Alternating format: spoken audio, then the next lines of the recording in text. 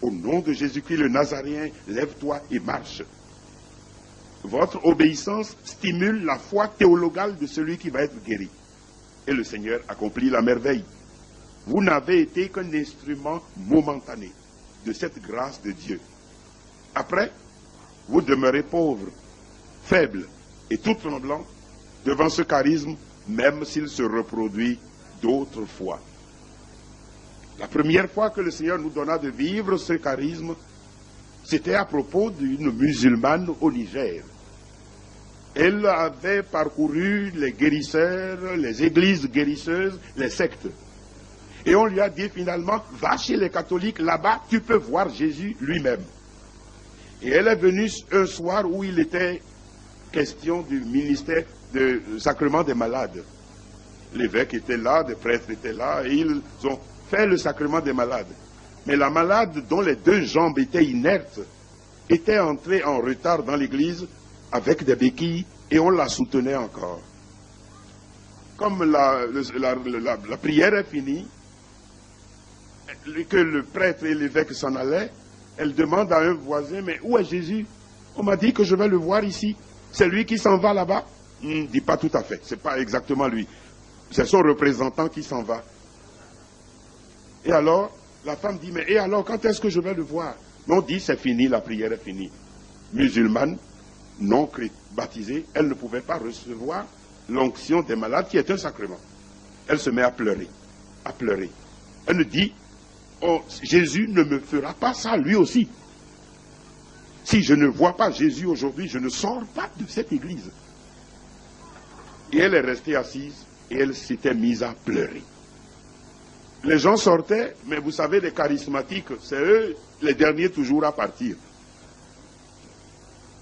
Une sœur du ministère de guérison vient me dire, Jean, il y a une femme là-bas entêtée de Jésus-Christ. Je dis, ça c'est bon. On est allé sur cette femme, nous avons dit, ben, il faut la réconforter maintenant. Mais nous étions saisis par la compassion du drame que vivait cette femme. Nous avons étendu les mains sur elle. Oh, je ne pensais à rien du tout, je pensais à Jésus-Christ. Je dis, Jésus, ce n'est pas mon honneur qui est en jeu, c'est toi. Si ça marche, gloire à toi. Si ça ne marche pas, honte à moi. Nous avons prié. Pendant qu'on priait en imposant les mains, les jambes se sont mises à trembler. Quelqu'un veut arrêter les jambes. Je dis, ah non, laisse trembler, laisse trembler. Et voilà. Mais je dis, Seigneur, et après, qu'est-ce qu'il faut faire? Le Seigneur me dit dans le cœur, mais si vous ne la mettez pas debout, comment elle va marcher? On ne peut pas marcher assis. Nous l'avons mise debout. Et puis, moi, je dis ça, c'est très important ce soir. J'ai dit aux deux sœurs, soutenez-la. Pendant ce temps, je vais devant le Saint-Sacrement. Je me dis, Seigneur, ton honneur est en jeu. Ta gloire est en jeu. Ta gloire est en jeu. Qu'est-ce qu'il faut faire maintenant? Jésus me dit, mais comment elle va marcher si tout le temps des gens la soutiennent? Alors, je dis, qu'est-ce qu'il faut faire? Le Seigneur me dit, va, en mon nom, prends sa main, dis-lui de marcher en mon nom.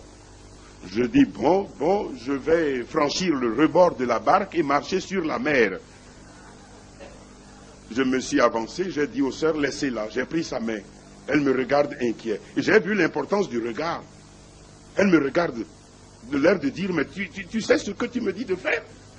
Je dis, moi, je sais que Jésus m'a dit de te le dire. Et voilà, je dis un pas. Elle a fait un pas, et deux pas, et trois pas. Et devant tous les gens, elle est sortie de l'église sans ses béquilles ce soir-là.